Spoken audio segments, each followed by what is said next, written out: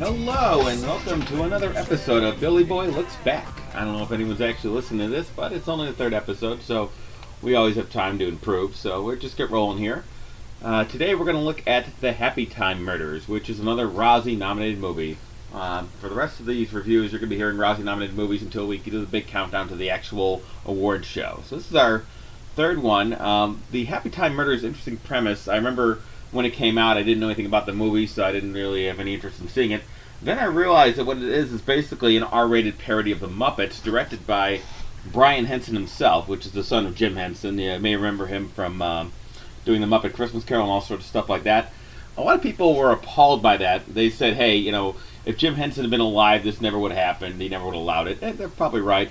But I was intrigued by that, the fact that he would actually do that, go that direction. I think it's a lot of it.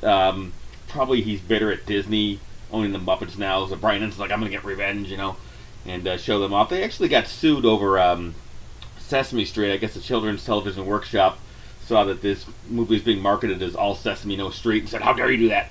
And of course, Brian Henson didn't back down. He responded back from the people who got sued by Sesame Street. Like I said, I think it's kind of an intriguing premise in the same way that Sausage Party was kind of a whole parody of the whole Pixar thing. And I just wanted to see where they go with this. It's really not a unique idea. I mean, it's been done before. Peter Jackson, the Lord of the Rings fames, he did a film back in the 80s called Meet the Feebles, which is the same thing. It's an R-rated version of the Muppets, basically. I definitely recommend that. It's kind of a cult classic. It's not that well known. At the time he was kind of a local filmmaker in New Zealand, but considering it's like a zero-budget puppet movie, it's actually really good. So what did I think of the Happytime Murders? Well, like I said, I was looking forward to the movie. After seeing it, it is not a good movie, but it's not horrible either. I think a lot of this so far with the Razzies, I've kind of settled in this pattern where, I don't know, it doesn't seem to be like these are the worst of the worst. Like maybe this year it's just not really terrible movies, or maybe they didn't nominate movies that actually are horrible.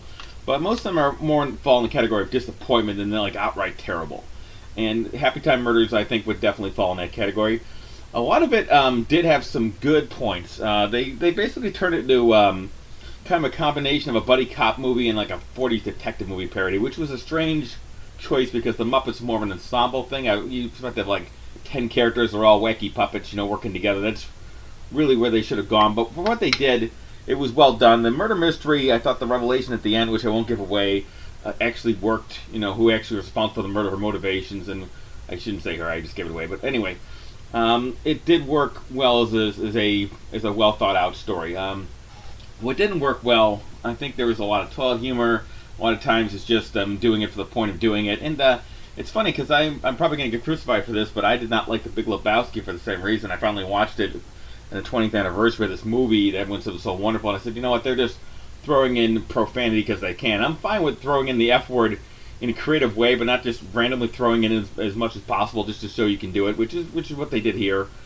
And I had an issue when I ripped on Star Trek Discovery. I said, okay, I'll wait to see if this TVMA actually justifies it. Where I could see them throwing in an F-bomb if the scene justified it. No, they throw it in just because they can do it. And in my opinion, that is just not very good filmmaking. So, what I did like here, I thought Bill Beretta, he's another Muppets alumni. Brian Henson obviously recruited him for this movie. He did a great job as Phil Phillips, the detective. He's like this hard-boiled, grizzled, like burnout detective character who's like an ex-Muppet cop. They created a fully realized world where it's like the whole premise they came up with was very similar to Who Framed Roger Rabbit, where you imagine a world where puppets actually exist, and interact with real people in the real world, or like, flesh and blood. Well, I shouldn't say flesh and blood because they're puppets, but they're like actual living beings. And the way they thought of that was very creative. There's one scene again which I won't give away. I'm going to talk about what happens when puppets go to prison and get assaulted by other people, and it was disgusting, but it was creative, so I'll give them that. Again, what I didn't like here is that it was not an ensemble piece. It wasn't really what they could have done, and I think the comedy could have been a lot better. They could have made it much more edgier. They could have been much more creative than just resorting to toilet humor. It's kind of like the reason I didn't like Seth MacFarlane's Million Ways to Die in the West, which was not... This is actually not as bad as that, because that movie had like 2 good jokes. This was more like 20-30% good. It had some good stuff. It just wasn't enough. One of the things here is Melissa McCarthy, who is basically the co-star. Like I said, it's more of a two-person movie between her and Bill Beretta as the puppet. She's the live-action character. I did not like her. I didn't like her character. I haven't seen her other movies. I know she was in a terrible Ghostbusters reboot. but she's nominated for Worst Actress, and I think I do agree that her performance here is just something I didn't like at all. She's just not a likable character. She's actually nominated for another movie which I haven't seen, but going by that, I don't know if I'd give her Worst Actress, but I do agree that I was disappointed in her role. The other human characters have to interact with Muppets. The funny thing is, like I said, this is Brian Henson, who is a Muppets alumni, and I think the Muppet movies have done this a lot better. If you watch the last Muppet movie, which I thought was underrated, which was The Muppets Most Wanted, they had a great scenes here with humans interacting with Muppets, especially the interrogation scene. I'm like, okay, why can't Happytime Murders be like that? Especially if you're going to be a parody. Like South Park does parodies of this stuff, and they have like musical numbers. I wish I would have gotten something like that. Anyway, I didn't care for her. Ironically, I did care. I did like Bill Beretta. Kevin Clash, who got fired because he was accused of molestation. That was the voice of Elmo. He's in this too.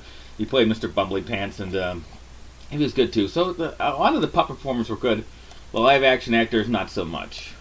I do think if you can check out the movie, it's worth watching, but I think you're going to be disappointed if you are a fan of the Muppets growing up as a kid and you're looking for something akin to Sausage Party.